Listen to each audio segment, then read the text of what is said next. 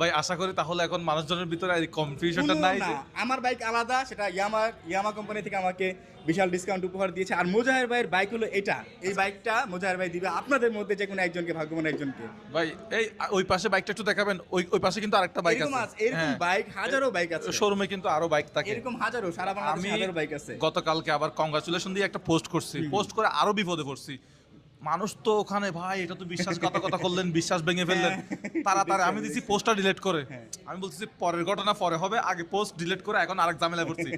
তারপরে আবার সাথে সাথে বাইকে ফোন দিলাম, আমি বলছি ভাই একটু কালকে যে কোনোভাবে আসেন, এসে আমরা মানে জিনিসটা একটু ক্লিয়ার করে দিই। একটু ক্লিয়ার করি, ভুলটা ভাঙাই দিই আর কি। তাহলে অনেক মানুষ অনেক ভুল বুঝতেছে যে হানিফ ভাইকে মনে হয় মোজাহের ভাই বাইক দিয়ে দিছে। ভাই, না, না। আসলে আপনাদের এই ধারণাটা একদম সম্পূর্ণ ভুল। মোজাহের ভাই বাইক এটা, আর এই বাইকটা আপনাদের মধ্যে আর আপনার বাইক কোথায়, বাইরে আছে মনে হয় না?